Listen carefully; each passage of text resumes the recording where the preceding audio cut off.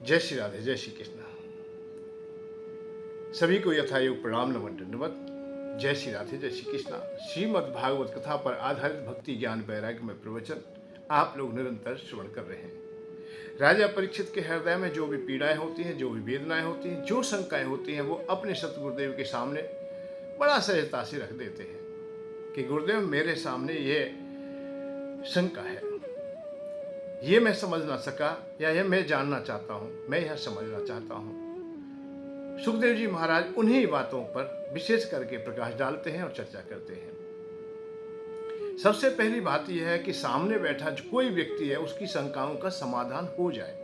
भाई विद्यार्थी शिक्षा लेने के लिए बैठा है तो उसे पूर्ण शिक्षा तो तभी मानी जाएगी जब वो हर प्रकार से संतुष्ट हो जाए। जो वो पूछना चाहता है, जो है उसके हृदय में शंका है, उनका निवारण हो जाए।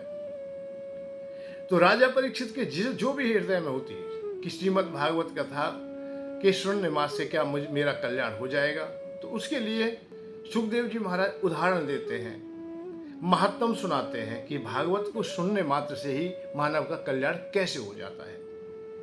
दुष्ट व्यक्ति भी हो, रास्ते से भटक चुका हो, अपावन हो चुका हो, कोई भी उसका मार्ग ना रहा हो, उसके लिए भी श्रीमद् भागवत कथा है। जैसे धुंधकारी की जो कथा सुनाई गई महात्म के रूप में, वो यही तो थी कि कितने भी पाप क्यों ना किए, शरण में आ जाए, भगवान की शरण में आ जाए, भगवत की शरण में आ जाए और आगे ना करने का संकल्प ले ले। विप्र कोट बद लागे जाओ, आए शरण तजे नहीं ताऊ। भगवान की ये स्वयं की वाणी है कि कितने भी विप्रों का यद बद कर लिया है, यद वो शरण में आ जाता है। अब ये बात नहीं जो आज की तरह बात है कि हमने क्षमा मांग ली परंतु हम कर वही नेतागिरी रहे हैं, फिर भी हम उसी प्रकार के व्यवहार को अपनाए हुए हैं, तो नहीं, काम ऐसे नहीं है। यहाँ पूर्ण समर्पण है, नौछावर है। अब इसके बाद में हम किसी भी अवस्था में ऐसा संग नहीं करेंगे, हम इस प्रकार का हम काम नहीं करेंगे और कोई भी उनका प्रयोजन सिर्फ रह ही नहीं जाता है, तब उनके लिए वो क्षमा बात आती है। यदि वो फिर वापस आना चाहता है या आता है तो वो क्षमा नहीं होता है, उसे तो फिर वो उसका दंड तो भोगना पड़ेगा। या यही बात आती है कि कर्मों का जो दंड है वो निश्चित भोगना पड़ेगा। निश्चित का मतलब ही ये है कि हम अभी संसारी हैं, हम संसार में ही रहना चाहते हैं, हम सुख चाहते हैं और सुख के कारण ही, सुख चाहते हुए ही हमने दूसरे को नुकसान किया है, उसका हानि की है और हम क्षमा मांगने लगे और फिर भी हम सुख चाहें। नहीं, दोनों बात नहीं। फिर या तो संसार को आप त्याग के चलेंगे तभी तो भगवान यहाँ जो इशारा करते हैं, विप्र कोट बद लागे हो जाए, आए शरण समर्पण हो जाना, नौछावर हो जाए, अपने को उड़ेल दे पूर्ण रूपेण अपने को, तब उनकी बात है कि वो निर्णय क्या लेते हैं। और शरण गए प्रभु ताहे न त्यागा, फिर तो जब शरण में आ जाए तो फिर प्रभु त्यागते नहीं है, चाहे कुछ भी अवस्था क्यों ना हो। तो यह धुंधकारी जब समर्पण हुआ, नौछावर हुआ, कब हुआ? जब श्रीमद् भागवत कथा गोकर्ण जी कथा सुना रहे हैं तो उनके अध जो थे अर्थात पाप थे वो नष्ट हो गए। मेरा इशारा यही है कि जहां हमारा मन बुद्धि चित्त जा रहा था, हमारा विषयों की ओर जा रहा था, वहां से रुक गया। जब रुक गया तो उधर हमारे को बात ही नहीं। भाई हम बैठे हैं एक जगह, इधर के दरवाजे से जाते हैं तो प्रकाश ही प्रकाश है, सब कुछ अच्छा ही अच्छा है, उधर जाते हैं तो अंधकार है। भाई इधर तमोगुण है, तमोगुण के विषय भरे पड़े हैं, इधर रजोगुण है और तीसरा दरवाजा यदि है कोई तो वो सतोगुण का है। अब हम तमोगुण से हमने सदैव प्रेम किया है तो तमोगुण में तो पीड़ा होगी, वो तो कम बच नहीं सकेगी। पर जब तक वो तमोगुण से दूर ना जाएगा, उस दरवाजे से को नहीं छोड़ेगा, उस स्थान को नहीं छोड़ेगा, तब तक तो उसे वही पीड़ा अनुभव करनी होगी।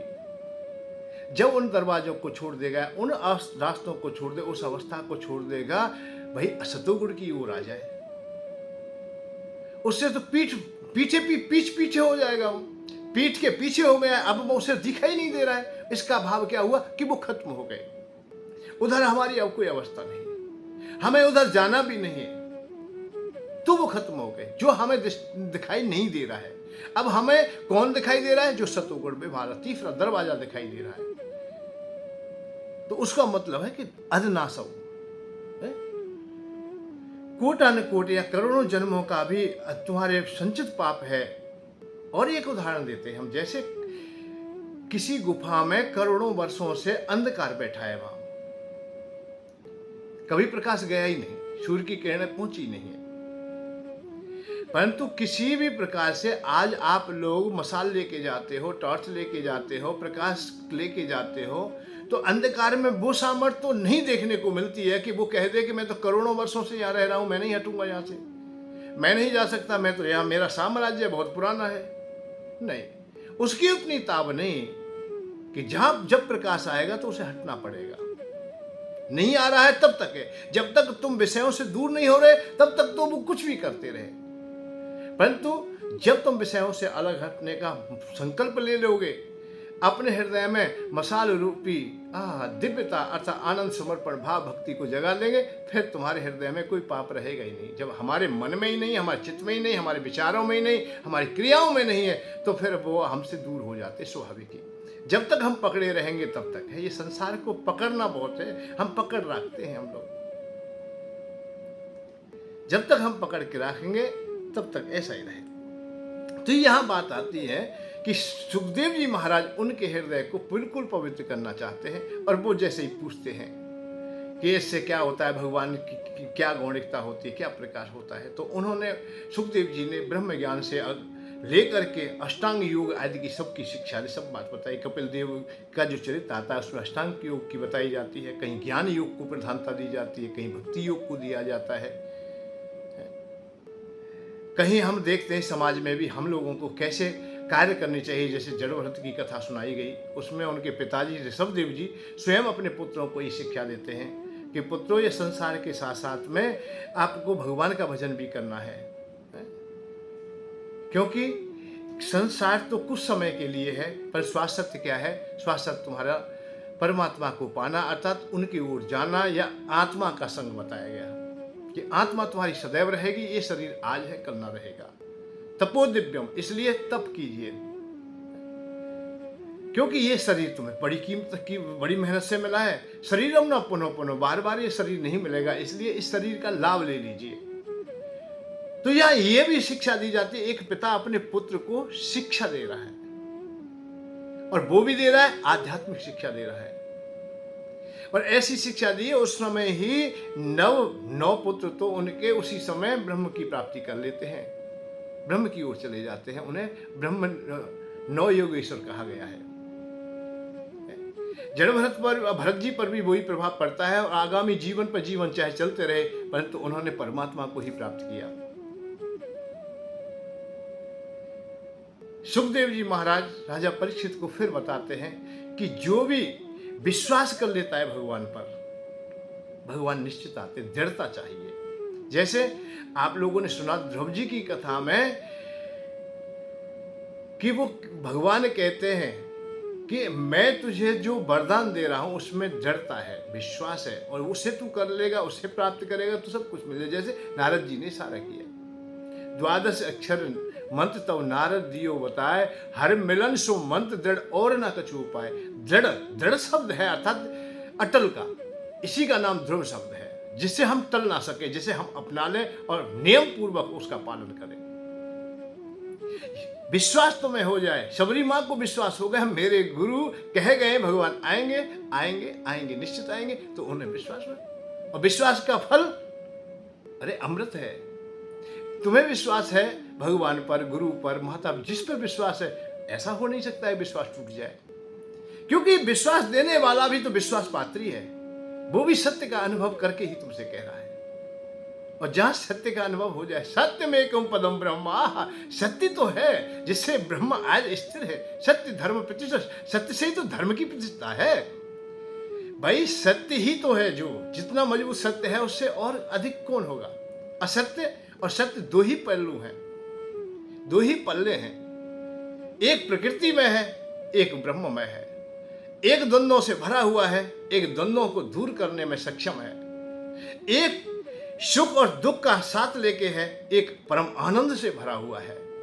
तो सत्य में, सत्य ही एकम ब्रह्ममय है। सत्य धर्म प्रतिष्ठिता, सत्य मेवा वाक्ष वेदा।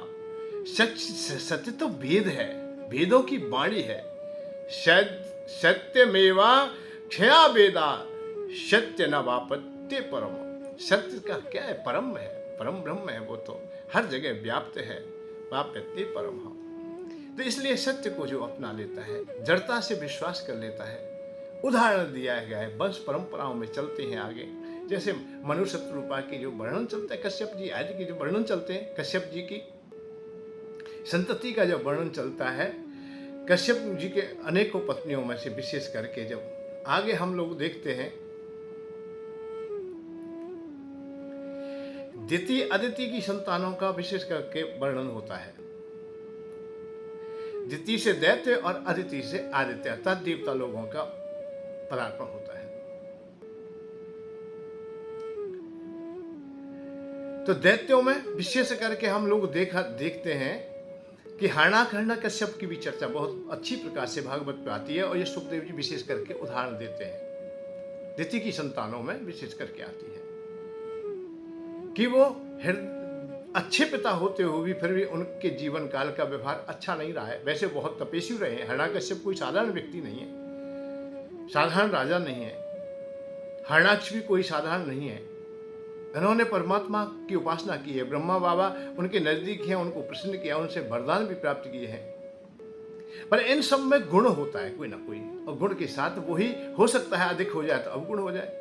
जैसे हरणाक्ष बलशाली, सब पूर्ण वरदान प्राप्त हो गए, बहुत बलशाली था, परंतु उसमें अवगुण हो गया है कि बल के साथ अहंकार बढ़ गया कि अब ये दुनिया जितनी भी चराचर जगत है वो मेरे अधीन रहे और मैं ही इसका स्वामी रहूं और मैं ही इसका उपभोग करूं। केवल प्रकृति को ही अपने बस में करने का संकल्प ले लिया। ऐसा आता है कि पृथ्वी मां को भी रसातल में ले जाते हैं, अर्थात अपने सानिध्य में, अपने अधिकार में ले लेते हैं और कोई भी इसका उपभोग ना कर सके। भाई बात इस बात की है कि जो इस प्रकार की क्रियाएं कर लेता है, जो मैं अपने में ही छुपा के रखे, धन संपत्ति आदि को अपना ही मान के और अपना किसी को भोगने ना दे, तो वो ज्यादा दिन कैसे चल पाएगा भाई? ये तो कहीं पता ही नहीं, संतों ने कहा ना, शास्त्रों ने कहा ना, पुराणों ने कहा ना। जो अपने धन को छुपाते हैं वो तो आज भी अधिक दिन नहीं जी पाते। अरे कीट पतंग, पशु पक्षी, लता पता, आप लोग कंद आदि को भी देखोगे, जो अपने धन को छुपाते हैं वो ज्यादा दिन नहीं चल पाते। अरे मूली है, गाजर है, आलू है, इनको आप लोग देखिए अपने धन को ही छुपाते हैं तो ज्यादा समय नहीं चल पाते हैं। धन को छुपाने में लगे रहते हैं बेचारे, नीचे कंदों को जमीन में डाल देते हैं, ऊपर छोटे छोटे पत्ते रखते हैं, भैया हमारे पास कुछ भी नहीं।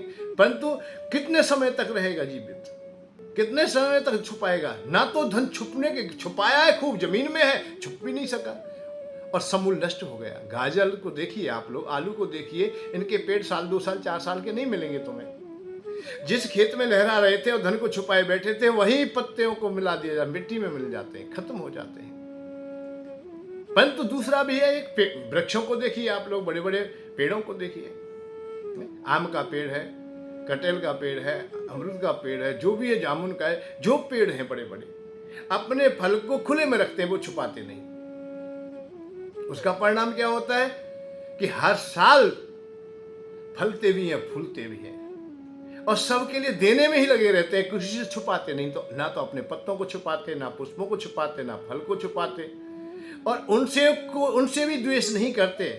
जो उन्हें पत्थर भी मारते हैं उन्हें भी वो फल दे देते हैं, उन्हें भी छाया दे देते हैं, उसे लकड़ी दे देते हैं, अपने अंग अंग को दान करने में लगे रहते हैं। तो कितना प्रभाव होगा? दोनों जगहों को देखिए कि जो कंद हैं, जो अपने धन को छुपाते हैं, वो छुपाते हुए भी अपने धन को नहीं छुपा पाते और सब उनसे लूट लिया जाता है। एक खुले में रखते हैं और चिरंजीवी हो जाते हैं, सदैव के लिए अमर हो जाते हैं। इसलिए उन्हें संत कहा गया। वृक्षों को क्या कहा गया? संत। वृक्ष कवौना फल वखे, नदी न संचयनी, और परमार्थ के कारण साधु धरा शरीर। साधु और वृक्ष और नदियों को एक उपमा दी गई, बराबर में बैठा दिया गया। जहां बराबर हो गया है, संत जैसा हो गया है, इसलिए अमरता मिल गई है उन्हें। जो तो धन को छुपाएगा तो नष्ट हो जाएगा। तो हरणाक्ष ने धन छुपाया, इसलिए भगवान ने 12 रूप धारण करके उन्हें खत्म कर दिया और पृथ्वी को समुचित व्यवस्था में किया है, उन्हें स्थिर किया है। प्रकृति का संचार बढ़िया चला है, परंतु उनका एक छोटा भाई है जिसका नाम हिरण्यकश्यप है, वो निर्णय निश्चित करता है कि मैं अब नारायण को नहीं छोड़ूंगा, नारायण से बैर मान लिया है। देवता आदि पे भी चढ़ाई करता है, ब्राह्मणों को मारता है, संतों को मारता है। तो यह ऐसा भी आता है कि देवराज इंद्र से युद्ध होता है, उसमें पराजित भी हो जाता है, मृत्यु तक हो जाती है। पर शुक्राचार्य जी संजीवनी बुद्धिया के द्वारा उन्हें पुनः जीवित करते हैं और बताते हैं, अरे पुत्र, यदि तुझे नारायण से बदला लेना है, नारायण से तुझे बदला लेना है, क्योंकि मेरा भी वो दुश्मन है, तो पहले तप कर और अपने शरीर को सुरक्षित कर। मैं कब तक बचाता रहूंगा भाई? अपनी शक्ति तुझे अर्जित करनी पड़ेगी। तू अमरता पा, पहले सामर्थ्य पा, ऐसा वरदान प्राप्त कर ले कि दुनिया में कोई अस्त्र शस्त्र आए तो तुझे तो कोई मार ही नहीं सके, किसी भी प्रकार तू मरे नहीं। ऐसी युक्ति कर, पहले तप कर।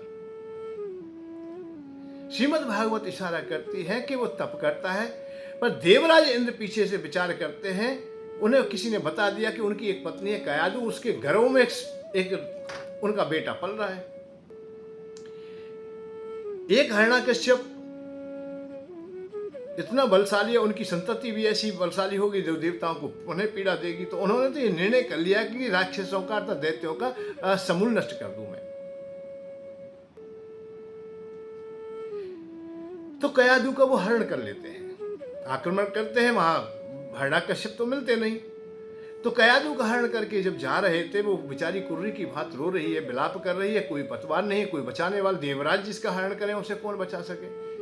परंतु संतों में वो गुण होता है कि वो, क्योंकि वो अपने को स्वाभाविक ही रूप से निरपेक्ष रूप में प्रस्तुत करते हैं। क्योंकि जिस व्यक्ति को कोई लोभ ना हो वो राजाओं का भी राजा हो जाता है। इसीलिए संतों को शहंशाह तक कह दिया है, जिसको कछु ना चाहिए वही शहंशाह।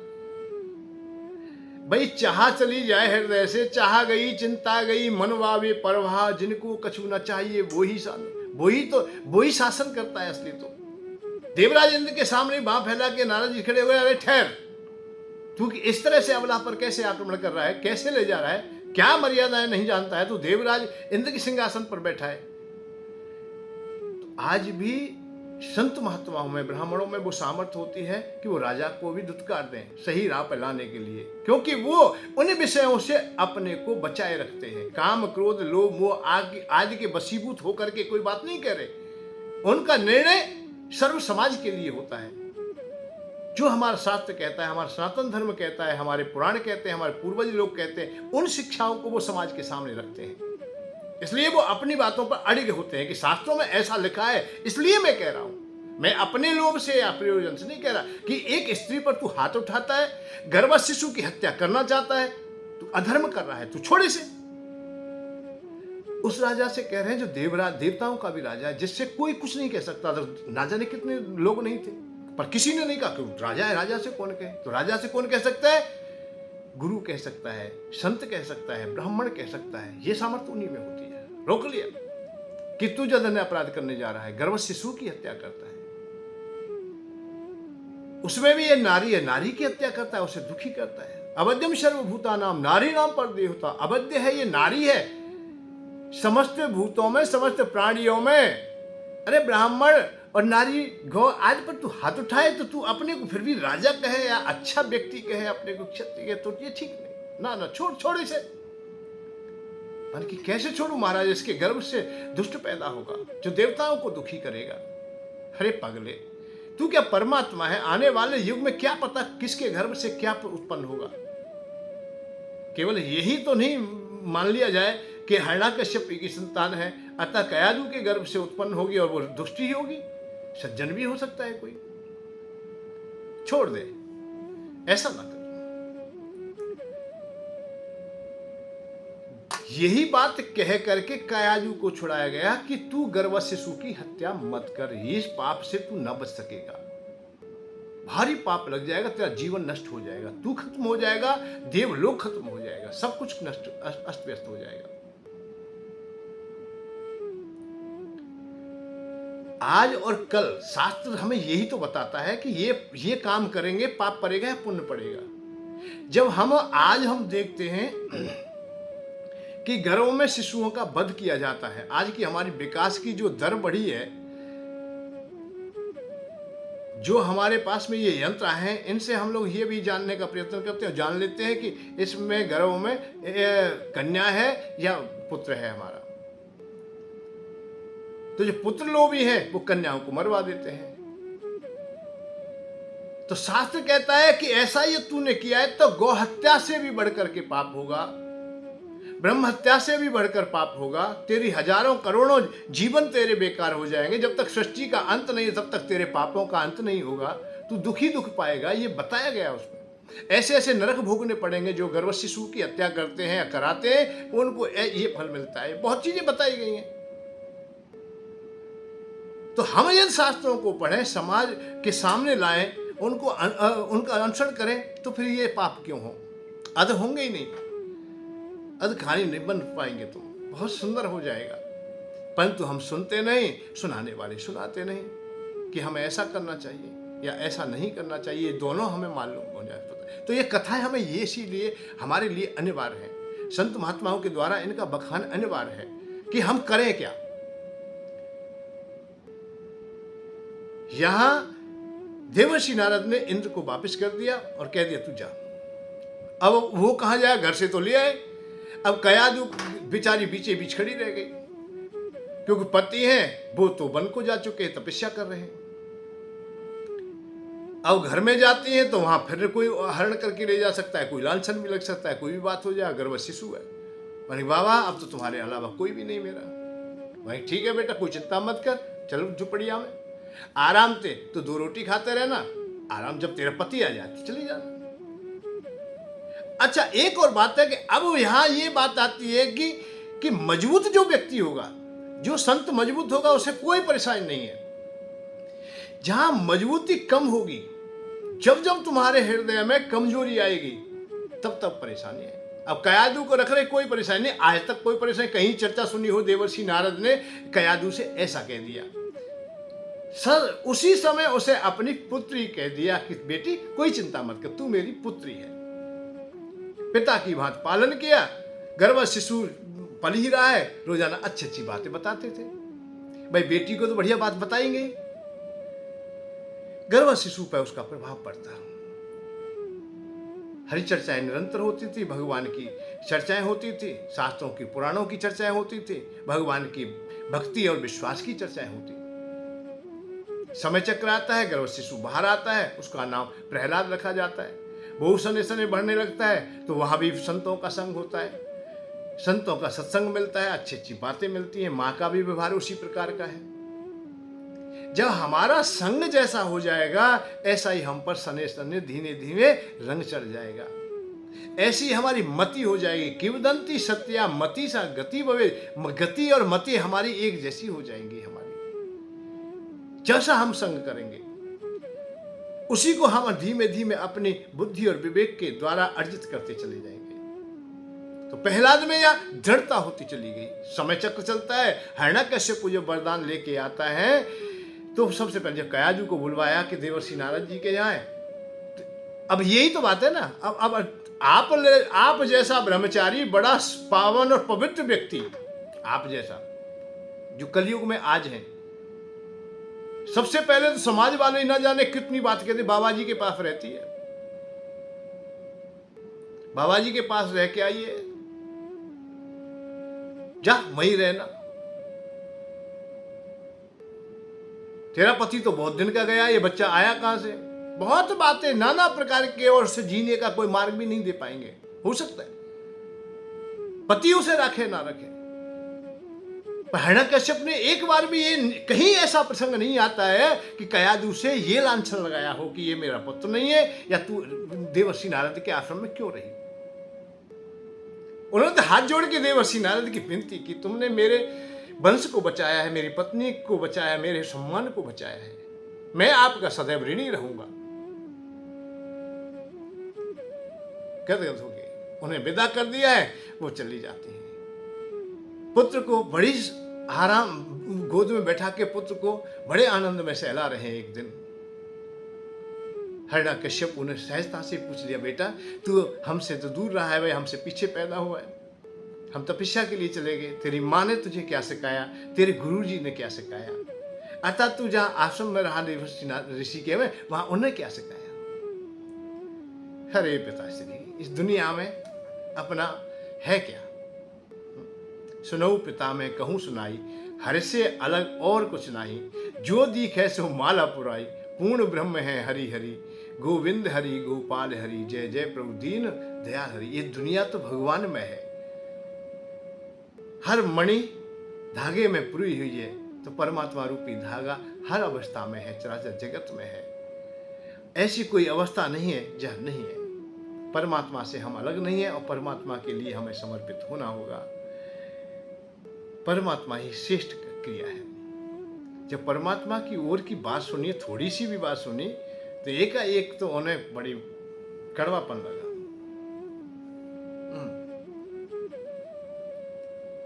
क्या तुझे नारायण की उपासना करनी है? हाँ पिताजी, नारायण से बढ़कर तो कोई है ही नहीं। एकाएक गोद से नीचे उतार दिया। अरे पुत्र, तू जानता है नारायण कौन है? उसने तेरे ताऊ का वध किया है, हमारे कुल का वो विरोधी है, हमारी मतों का विरोधी है, हमारा दुश्मन है, उसकी तू दास्ता करेगा? नहीं, दास्ता नहीं। वही सत्य है, वही शाश्वत है, वही सत्य है, उसी को पाने का प्रयत्न करना चाहिए हमेशा। कड़वे शब्दों का उच्चारण किया और षंड और अमर शुक्राचार्य जी के दो पुत्र हैं, उनको दे दिया, माने कि देव गुरुदेव, इनको अच्छी शिक्षा दी जाए। शिक्षा का भाव है कि दैत्यों की जो शिक्षा है, असुरों की जो शिक्षा है, वो दी जाए इन्हें। देवताओं की और मानवों की शिक्षा नहीं चाहिए, क्योंकि हमें अपने वंश के अंश के अनुसार चलना पड़ेगा। हमारी जो वृत्ति है, हमारी जो क्रिया है, उससे चलना पड़ेगा।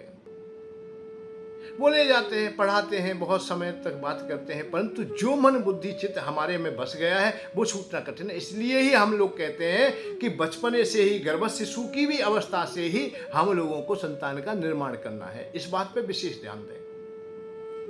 गर्भ शिशु से ही हम बच्चों को बिगाड़ना प्रारंभ कर देते हैं, ऐसी हम मति कर लेते हैं, ऐसी अपनी जीवन की गति कर लेते हैं कि हम ऐसे ऐसे दृश्यों को देखते हैं निरंतर। इन यंत्रों के द्वारा, मोबाइल के द्वारा, टेलीविजन के द्वारा हम ऐसी ऐसी चीज़ों का अनुसरण करते हैं जो गर्भ शिशु पर प्रभाव पड़ जाता है, अर्थात उनका निर्माण उन्हीं से होता है। बाहर आके भी ऐसी शिक्षा देते हैं, ऐसी बात करते हैं, इसलिए वो संतति रास्ते से भटक जाती है, फिर वो मर्यादाएं तोड़ती है। उस समय बड़ी पीड़ा होती है कि हम पिता हैं। अरे तुम पिता रहे ही कहाँ यार, तुम माता है, तुम माता रही ही कहाँ। तुम्हें संकोच होना चाहिए था। जब गर्भ शिशु तुम्हारे उदर में है, तुम्हारे सानिध्य में है, छोटी अवस्था में है, उस समय तुम जननी ही बन के रहे, उस समय पत्नी न बने तो ही ठीक है, परंतु नहीं, हम पालन कर नहीं पाते, बच्चों से हम दूर रह नहीं पाते और नियमों को निभा नहीं पाते। हमको बदलना पड़ेगा। जब कोई बदलेगा, ये बात आती है पहले हम बदलें तभी तो कोई बदलेगा। कोई का मतलब कोई आने वाला, अर्थात हमारे गर्भस्थ शिशु है जो आ रहा है, उसे भी तो हमें बदलना है। कब बदलेगा? जब हम बदलेंगे। हम जैसा होंगे ऐसा वो हो जाएगा। तो कयादू ने निर्माण किया गर्भ से, तो घरों में से ही प्रारंभ हो जाता है, फिर बाहर आके हो जाता है, और जो हमारी फिर चित्त में छाप लग जाती है, हृदय तक पहुंच जाता है, वो नहीं मिट पाता है। शंडा मर्क बहुत शिकार है, परंतु हृदय पर कोई प्रभाव नहीं कर पड़ता है। फिर एक दिन बाद पिता पूछने लगते हैं, तो उन्होंने सहजता से कह दिया, अरे पिताजी, राम नाम जपता कुतो भयम, राम का नाम जपिए और इस दुनिया में ना तो कोई भय, ना कोई परेशानी। सर्व पाप परा निगम, समस्त पापों का नाश करने वाला केवल है तो राम का नाम है, परमात्मा का नाम है, नारायण का नाम है। उन्हें बड़ा क्रोध हुआ कि तो, जबकि उन्होंने तो दिग्विजय करके देवताओं को पराजित करके और ये घोषणा कर दी कि नारायण की सत्ता को मैं समाप्त कर दूंगा, मैं ही ईश्वर हूं, मैं ही परमात्मा हूं, मैं ही ब्रह्म हूं, मुझ में ही सब सामर्थ है, क्योंकि मुझसे बढ़कर के कोई है ही नहीं। क्योंकि उन्होंने वरदान भी ऐसा ही मांगा है कि ऊपर मरू ना, बाहर मरू ना, नीचे मरू ना, ऊपर किसी अस्त्र से मरू ना, शस्त्र से मरू, किसी ब्रह्मा के द्वारा रची हुई योनियों से ना मरू, दिन में मरू ना, रात में मरू। कई प्रकार के ऐसे बंधन लगाए कि मैं मरू नहीं। जब मरू ही नहीं तो मैं भगवान हूँ। उन्हें घोषणा कर दी कि मैं ही नारायण हूँ, मेरा ही जाप हो, मेरा ही तप हो, मेरी बात हो, मेरे अलावा किसी की बड़ाई हो ही ना। परंतु घर में ही जब नारायण की उपासना करने वाला हो गया तो ये बात सामने आती है कि तेरे घर में ही नहीं मानने तो बाहर कैसे मान लेंगे भाई, बाहर के लोग तुम्हारी शिक्षा कैसे मान लेंगे। जब राजा लोग ही, राजा का परिवार ही किसी नियम का पालन नहीं करेगा, किसी कानून को नहीं मानेगा तो प्रजा क्यों मानेगी। तो इसलिए और अहंकार बढ़ गया है कि नहीं तुझे मानना पड़ेगा। मानिक पिताजी इससे कैसे मानो। पश्चात मम गात संधु, हा हा हा, कैसा आनंद आता है। श्रीमद् भागवत कथा, जब राजा प्रहलाद के लिए नाना प्रकार की पीड़ा देने का संकल्प कर लेता है कि इसे खत्म कर दीजिए, ऐसी संतति से मेरा काम नहीं चलने वाला है, मेरा जो अपमान करता है वो मेरी संतति नहीं है।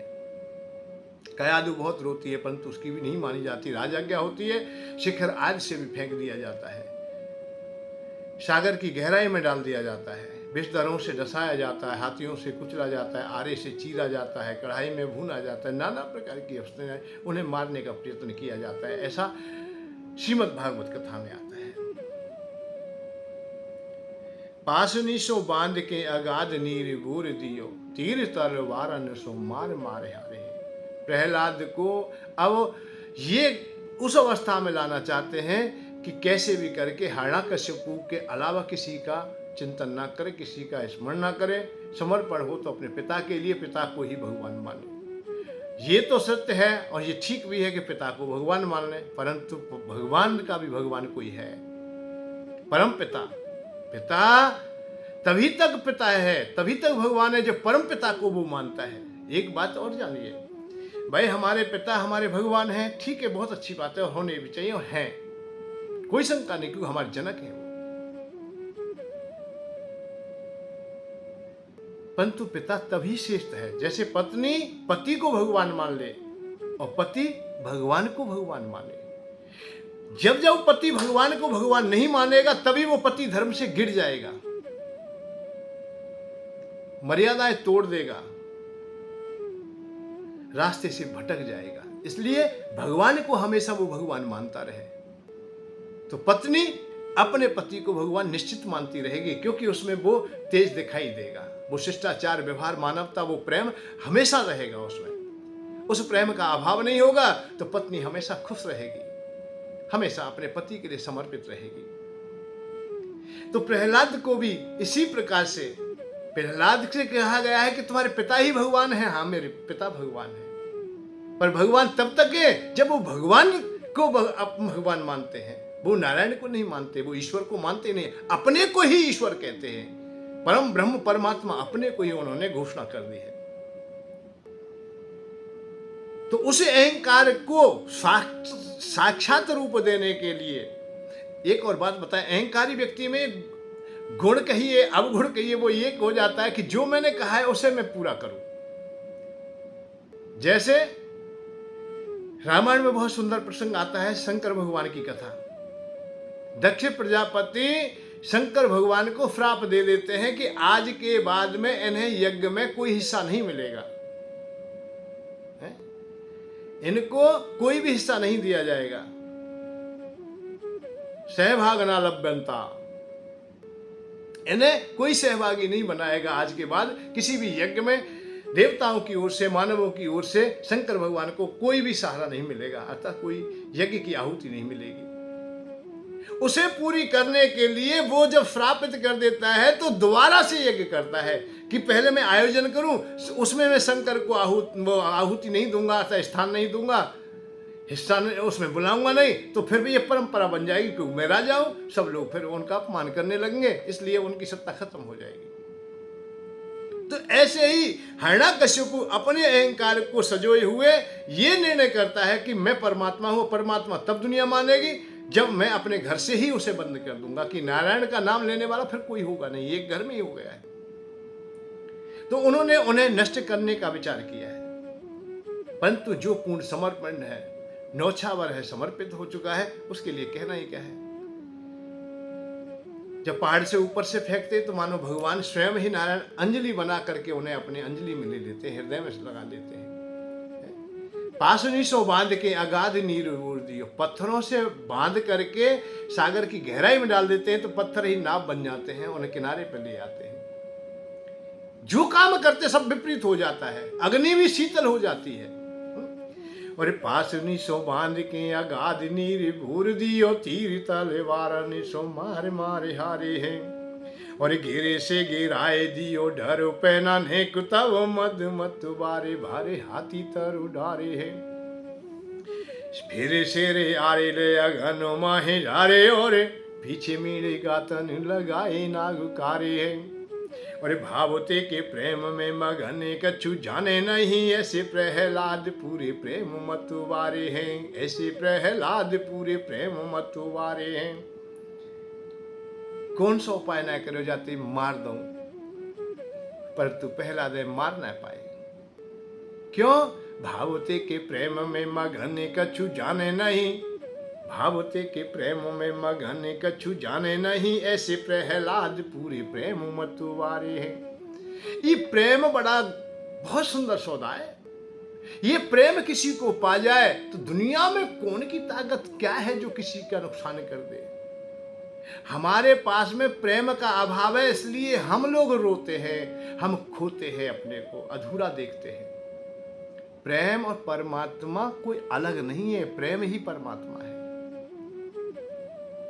राम है केवल प्रेम प्यारा, जान लेहो कोई जानन हारा, हर व्यापक सर्वत्र समाना, प्रेम से प्रगट होत में जाना। अरे प्रेम से प्रगट जाते प्रगट होका है, वाको है सब वो एक ही स्वरूप रूप हो, एक ही बात होती है। तो प्रेम ही परमात्मा है, और प्रेम तुम्हारे पास है, और वाम संग में भाव जुड़ जाए तो फिर कैसो आनंद आवे। भावते के प्रेम में मगन कछु जाने नहीं, मगन और जानकारी की बात नहीं है, विद्वता की यहाँ बात ना, यहाँ तो प्रेम प्रेम तो भाव की बात है। और जब भाव होता है तो जानकारी नहीं होती है कोई। जानकारी को मतलब तो ये पहाड़ से फेंको तो हाय मोह बचाओ मोह बचाओ मोह बचाओ, नहीं ना, बचने की तो बात ही नहीं। सहज अपनी दक्षता है ही नहीं, क्योंकि वो नौछावर है पूर्ण रूप में। भाई छोटो शिशु है, अब बस जेवरी और सर्प का पता ही नहीं है, ना तो सर्प की बात है ना जेवरी की बात है, वो स्वाभाविक ही खेल रहा है सर्प से। अब रक्षा कौन करेगा? उसकी महतारी करेगी। भाई जिसकी जिम्मेदारी पे पड़ रहे हैं वो जाने, जिम बालक राखे महतारी है। सर्प पे भग के पड़ रहा है, कोई जानवर आएगा, कोई भी खतरा है, कोई भी बात है तो मैया भग के पड़ेगी उसे बचाने के लिए। ऐसी भगवान स्वयं भग के पड़ेगी। भाई परमात्मा को पाने के लिए जिस प्रेम की आवश्यकता है वो आपके पास भी है, ये ना समझे कि हमारे पास नहीं है। अब बात आती प्रेम से प्रकट होत में जाना। प्रेम से प्रकट होता है और प्रेम हमारे पास में है, उसे कैसे जाने? हाँ ये बात है कि प्रेम तो तुम्हारे पास था, आज कम है, वो कहीं चला गया है। अब कहाँ चला गया?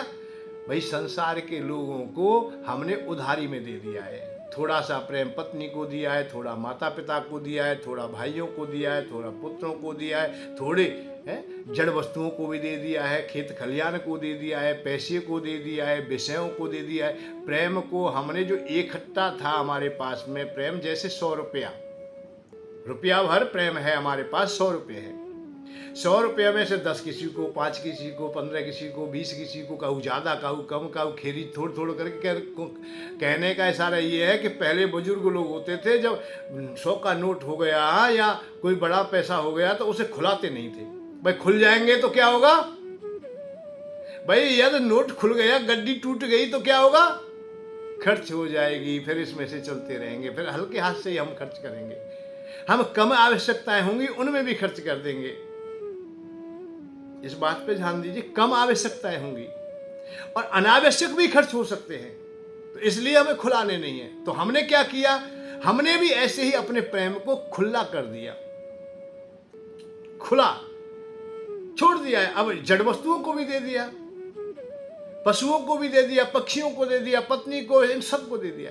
अब जब परमात्मा किसी को ढूंढना है तो क्या करता है वो आदमी? वो उस प्रेम रूपी जो खीरीज है हमारी खुले में पड़ा है, उसे हमें समेटना है। जिस संसारी व्यक्ति को, प्राणी को वस्तु को, जड़ को, चैतन्य को जहां भी दिया है तुमने प्रेम, उससे तो वापस लेना पड़ेगा तुम्हें। भाई 10% यहाँ है, 5% यहाँ है, 2.5% यहाँ है, 25-30 यहाँ, जैसा जैसा सबको इकट्ठा करना पड़ेगा। जिस दिन तुम्हारा प्रेम तुम्हारे पास वापस आ जाएगा, उस दिन ही परमात्मा और तुम में कोई भेद नहीं रहेगा। फिर कहीं भी दुख में नहीं जाना, दुखालय तुमसे खत्म हो जाएगा, प्रेम तुम्हारा इकट्ठा हो जाए। तो प्रहलाद का प्रेम यहाँ इकट्ठा है, वो क्या है? दृढ़ता, विश्वास, पूर्ण विश्वास है। मैं तो परमात्मा के अलावा इस दुनिया में सब मिथ्या है। ये पिताजी तो वैसे ही कहें, वैसे ही लड़ते रहे, मगर बातें लड़ रहे, अपने को परमात्मा मान ले। इसलिए फेरे से रे आरे ले अघन माहे जा रे, और पीछे मीणे गाते ने लगाए नागु कारे। कारे नागों से डसाया गया, आर्यों से काटा गया, अग्नि में जलाया गया, पहाड़ों से फेंका गया, जल में डुबाया गया, बहुत प्रयत्न किए। और भावते के प्रेम में मगन कछु जाने नहीं, ऐसे प्रहलाद पूरे प्रेम मतवारे है। जब किसी भी प्रकार से प्रहलाद नहीं मरते हैं, तो उनकी बहन है होलिका, उसने तो ये बात कह दी कि मैं मार दूंगी भैया,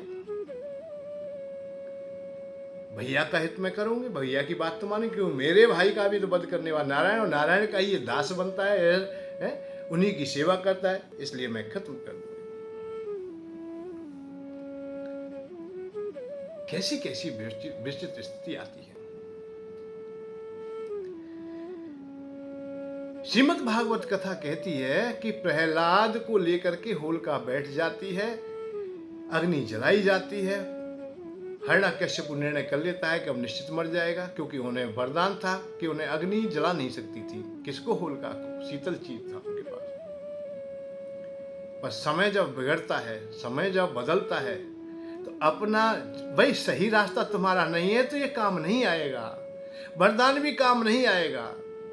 जब तुम्हारे दिन अच्छे नहीं रहेंगे तो धन संपत्ति, ऐश्वर्य, पद आदि सब चले जाएंगे। कितने लोग तुमने देखे नहीं, मुख्यमंत्री भी जेल में पड़े, मंत्री संतरी भी जेल में पड़े, घर उनके ऐसे अनाथों की भांति पड़े हैं, बिल्डोजर चल गए हैं, टूट गए, फांसी पे चढ़ा दिए गए, फांसी लगा दी गई है। क्यों? कि अनाचार की एक सीमा है, वो खत्म हो जाता, फिर ज्यादा दिन नहीं चल पाएंगे तुम। तो वरदान तुम्हें कितना भी प्राप्त है, चाहे होलिका को शीतल चीज क्यों ना मिली, परंतु वो खत्म हो गई। और राम का नाम जो जप रहा है उसे कौन मार सकता है? जब ताक तो भयम, उसे क्या भय? सर्व ताप पर नेक भेषजम, अर्थात जो समस्त तापों का नाश करने वाला जो राम नाम है। पश्चात मम गात सनंधो पावको अपिशज लाएते। पावक भी भगवान के नाम से, अर्थात उनकी कृपा से शीतल है हो जाती है, अर्थात अग्नि शीतल हो गई। प्रहलाद को कुछ ना हुआ और होलिका जल के खत्म हो गई। जब सने सने अग्नि शांत हुई, हिरण्यकश्यपु देखता था कि बहन आ रही होगी, प्रहलाद तो खत्म हो गया। जब देखा है कि प्रहलाद कीर्तन करते चले आ रहे हैं, ना श्रीमन नारायण नारायण हरि हरि, श्रीमन नारायण नारायण हरि हरि, श्रीमन नारायण नारायण हरि हरि, भजन करते चले आ रहे। प्रहलाद को देख के तो आग बबूला हो गया, कि ये क्या हुआ? मानी बहन क्या है? अब तो पूरी राख में टटोल टटोल के देखे, अस्थि भी नहीं पा रही थी, बहुत तेज आग अग्नि जलाई थी। भाई तू कुलांगार है, तू अपनी भुआ को भी खा गया, चाचा अपने ताऊ के हत्यारे, उसकी उपासना करता, उसकी दास्ता करता है, हमारे लिए तू हर तरह से मर गया। मैं नहीं चाहता था कि एक आने वाला युग ये कहे कि एक पिता ने अपने पुत्र का वध किया है, पर मैं नहीं मानने वाला। आज उठाया, वहां पकड़ ली, राज्यसभा के बीच ले गया, मंत्रिमंडल देख लीजिए, मुझे पर लालछन मत लगाना। मेरा पुत्र गुनाहगार हो गया है, मेरा पुत्र मुझसे विपरीत है, ऐसी संतति मुझे नहीं चाहिए। खम्भे से बांध दिया जाता है, पूछा जाता है कहाँ है तेरा परमात्मा? अब तू बुला ले, विशेष बात है, अब बुला तू कहाँ है परमात्मा? अरे पिताश्री परमात्मा कहाँ नहीं है? ऐसी कोई जगह ही नहीं जहाँ परमात्मा ना हो। तुम में भी है, मुझ में भी है, ऊपर भी है, नीचे है, बाहर है, भीतर है, सब जगह है। भाई इस खम्भे में भी है हमारे की, हाँ जी, तो खम्भे को तपाया जाए, इसके परमात्मा को फूंक दिया जाए, मार दिया जाए, जला दिया जाए। खम्भे को तपाया गया, डाली ले आया, इसे बांध दीजिए, इसे चल के खत्म हो जाएगा। कभी कभी ऐसा भी देखने को मिलता है या संकेत मिलता है कि हमारे हृदय में कभी शंका भी कहीं भी आ सकती है कि विश्वास हटने वाला हो तो परमात्मा उसमें तिलमिला जाते हैं, कहीं ऐसा ना हो किनारे पर आके डूब जाए। ऐसा बताते हैं कि जैसे ही प्रहलाद को लेके जा रहे थे, खम्भे से बांधना चाहते, उनके मन में हो गया कि जल ना जाऊं मैं। इतने में ही भगवान तिलमिला गए और चींटी का रूप धारण करके खम्भे पर घूमने लगे। आहा, समझ गए, प्रहलाद चिपट गए। मेरे प्रभु मुझे क्षमा कर देना, मुझे क्षमा कर देना। जब किसी भी प्रकार से जब नहीं मरता दिखाई दे रहा है तो क्रोधातुर हो जाता है हिरण्यकश्यप और भारी गदा लेता है और खम्भे में भी मार देता, तेरे परमात्मा को मैं नहीं छोड़ने वाला। आराम से टुकड़ों में बट जाता है। उसमें से एक दिव्य आकृति निकलती है जो नरसिंह भगवान के रूप में निकलती है। आधा शरीर नर का है, आधा सिंह का है। ऊपर से सिंह है तो नीचे धड़ उनका मानव का है, तो इसलिए उनका नाम नरसिंह भगवान रखा गया। बोलो नरसिंह भगवान की जय। नरसिंह भगवान का स्वरूप बहुत सुंदर। हिरण्यकश्यप अपने अस्त्र से संभालता है पर कुछ न चल पाता है, फिर भी कहता है मैं नहीं मर सकता। वाली क्यों ना मर सकूं, क्योंकि मैंने वरदान ही ऐसे प्राप्त किए हैं। क्या वरदान मांगा था तूने? ब्रह्मा जी से वरदान कैसे मांगा? बड़ा गहरा वरदान है। सब रचित प्राणी नर अचर चर दैत्य दानव देव हो। सब रचित प्राणी नर अचर चर दैत्य दानव देव हो। मैं मरहूं कबहू ना काहू सोना गाद चाहे जोन हो। नाग आज चाहे कोई भी क्यों ना हो, सृष्टि में जितने भी प्राणी जनों की रचना हुई है उनमें से कोई भी क्यों ना हो, नर अचर चर दैत्य दानव, कीट पतंग पशु पक्षी देवता यक्ष गंधर्व किन्नर मानव जो भी है उनमें से किसी के द्वारा मेरा वध ना हो। दिन रात भीतर बाहरे आकाश पृथ्वी आदि हो। मम मृत्यु ना का दापु आवे अस्त्र शस्त्र अपारे हो। मेरी मृत्यु किसी भी प्रकार से ना आवे, चाहे अस्त्र शस्त्र कितने भी क्यों ना हो। दिन रात भीतर बाहरे आकाश पृथ्वी आद हो। आकाश हो, पृथ्वी हो, दिन हो, रात हो, बाहर हो, भीतर हो। कितनी व्यवस्था की जा रही, कितने ताले लग रहे हैं। हर जगह ताला लगाया जा रहा है कि ऊपर से भी कोई ना आए मारने के लिए, वह नीचे से भी कोई ना आए, वह बाहर से भी ना आए, वह भीतर से भी ना आए। अब बताइए क्या करें? अस्त्र से भी ना मरूं, शस्त्र से गोली आदि से भी ना मरूं, जहर से भी ना मरूं, काउतरी, कितनी व्यवस्थाएं की जा रही हैं बचने की। कर ना सके मम सामना में विश्व शासक बनूं। कर ना सके मम सामना में विश्वपति शासक बनूं। हे ईश असवर दीजिए तुम काल में कबहू न मरूं। मैं कबहू न मरूं, यहां तक की बात आ गई मैं 12 महीना मुंह न मरूं। अब बताओ क्या करोगे? और मरूं ना पर ठीक ढींगराऊ रहूं। कर ना सके मम सामना, यूं ना है कि कमजोर बन के रहूं, खूब बलवान बन के रहूं, हारूं किसी से नहीं, विश्व का मैं शासक बन जाऊं। इतना बड़ा वरदान बताओ, कौन कितनी बड़ी बुद्धि लगाई है, कितनी अकल चाहिए इसके लिए। ब्रह्मा बाबा ने दे दिया, भाई ठीक है बेटा, तू नहीं मानता है, अमर तू नहीं बना सकता कि भगवान नारायण जाने जा क्या करे। इतनी व्यवस्था करने के बाद भी, इतनी व्यवस्था होने के बाद भी, परंतु हमने सुना है हिरण्यकश्यप ना बच सका। भागवत कहती है कि वो भी हिरण्यकश्यप को मरना पड़ा। जब ऐसे व्यक्तियों को भी मरना पड़ता है तो फिर आप लोग मृत्यु की चिंता कभी ना करें। ना बिल्कुल नहीं। इसका तो हमेशा आदर करें, स्वाभाविक रूप से कभी ना कभी आज। अच्छा एक बात बताओ, हमारे साथी, हम आज जी रहे हैं, परंतु हम छोटे थे जब, उस समय हमारे साथी बहुत लोग थे। उनमें से 2, 4, 10, 5 तो हमारे साथी हमारे सामने चले गए। आज से 30 साल पहले चले गए, कोई 35 साल पहले चले गया, कोई 40 साल पहले चला गया। कितने समय हो गए उनको जाए हुए। कोई अब जा रहा है, कोई जब जा रहा है, कोई जा रहा है, निरंतर जा रहे हैं। अरे तुम जब तक चल रहे हो तुम भी ऐसे ही चले जाओगे। तो इसलिए जाने आने की चर्चा करें ही नहीं, जहां जैसी यात्रा जब तक हो जाए, जब तक तुम करते रहो, निरंतर चलते रहो, जहां विश्राम होगा वहां हो जाएगा, जहां अच्छी व्यवस्था मिलेगी भगवान हमें अच्छा साधन देंगे। भाई हम बढ़िया यात्रा कर रहे हैं तो बढ़िया ही साधन देंगे, बढ़िया जगह हमें बताएंगे, जहाँ अच्छे पेड़ होंगे, अच्छा जल होगा, अच्छी व्यवस्था होगी, खाने पीने की सब सुविधाएं होंगी, वहीं तो हमें ठहरने के लिए स्थान मिल जाएगा। तो यही समझ करके आप लोग निरंतर यात्रा करते रहे। हिरण्याकश्यप ने बहुत व्यवस्था की, मैं नहीं मरूंगा, पर भगवान तो भगवान ने क्या किया पता है? उठाया, अपनी जांघों में रख लिया, जांघों के ऊपर, और देली में बैठ गए। आधा शरीर भीतर कर दिया, आधा बाहर कर दिया। जांघों के ऊपर ही ऊपर है, ना तो धरती में टिक रहा है, ना आकाश में उड़ रहा है। अब बताइए, 4 वरदान तो वैसे ही खत्म हो गए। ना बाहर मरू, ना भीतर मरू, ना ऊपर मरू, नीचे में, ना तो ऊपर है, ना नीचे है, ना बाहर है, ना भीतर है। भाई ठीक है भाई, नर से मरू, ना नारायण से किसी से ना मरू, पशु से मरू, ना किसी देवता से मरू। भगवान ने ऊपर से चेहरा दिखाया, भैया हम कौन है? भाई सिंह हो, तुमसे नहीं मरूंगा। वह नीचे से पैर उठाए, नाक पर रखा, मार कि ये पैर किसका है? मार कि नर का है। तो मैं कौन हूँ? मार कि नर हो। भाई निर्णय कर पहले कि मैं नरू के सिंह हूँ, नरू के सिंह हूँ। उन्होंने कही नरसिंह, भाई ब्रह्मा की सृष्टि में कोई नरसिंह है? मार कि ना है। मार कि ठीक है, तो ये वरदान तेरा खत्म।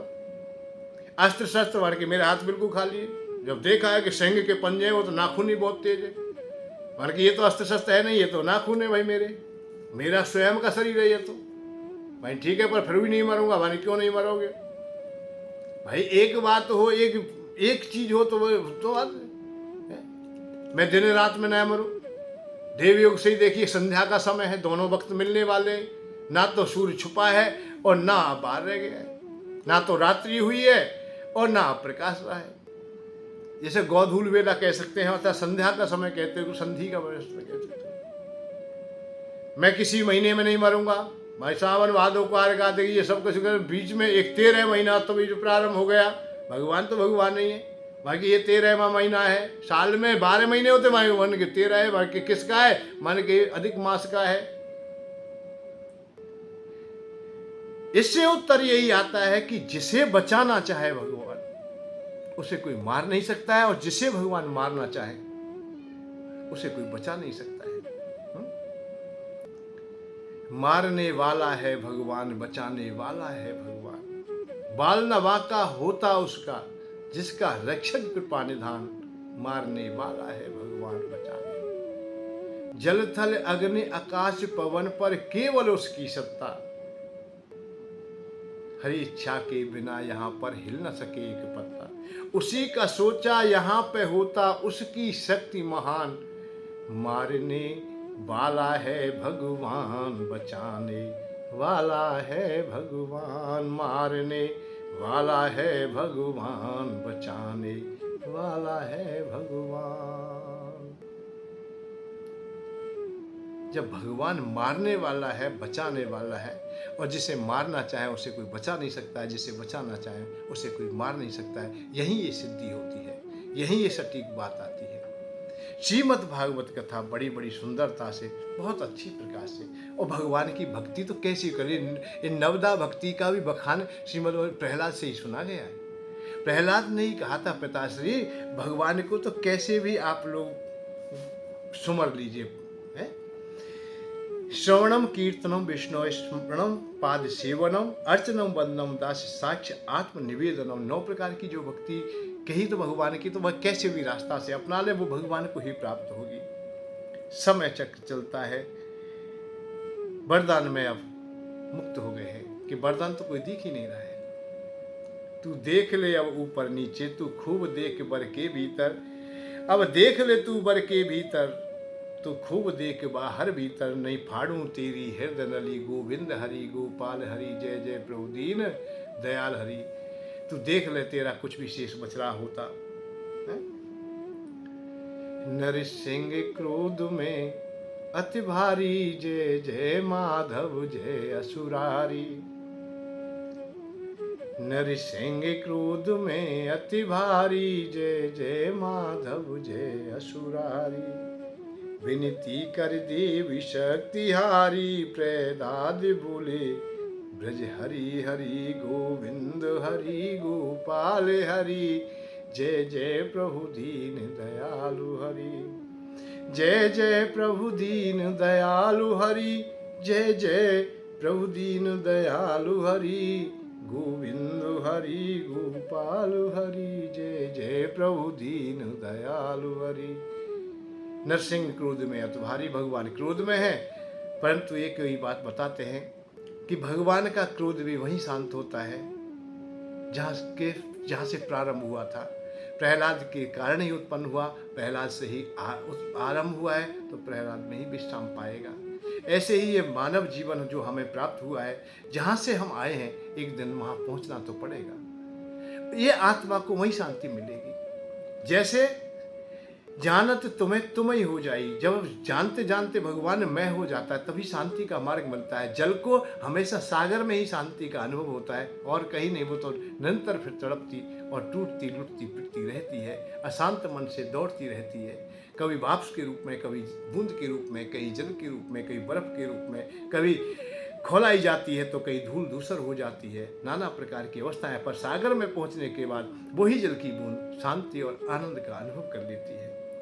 जल भी सखा, आहा, इच्छा नहीं होती है फिर तो परमात्मा तो ये कहते हैं मोरे दर्शन, वो तुम्हारी प्रहलाद बेटा तू कुछ मांग ले, फिर आप तो ले कछु, अरे बाबा मुझे कछु ना चाहिए, परंतु दरस तो भाई अमूल है। ये तो भगवान के दर्शन हो जाए और फिर कुछ ना ले तो वो ठीक नहीं है, या भगवान ना दे तो ठीक नहीं है। असबर दीजिए मोहि प्रभु, रहूं कामनाहीन, चरण प्रेम दिन दिन बढ़े, नित पत होए नवीन। असबर दीजिए मोहि प्रभु, बस इतनी ही वरदान दीजिए, कामनाएं ज़्यादा उत्पन्न ना हो, बस मैं आपका भजन करता रहूं, शिष्टाचार व्यवहार मानवता बनी रहे। ये वरदान और यही सार्थक वरदान है, इसी पर विशेष करके ध्यान रखें।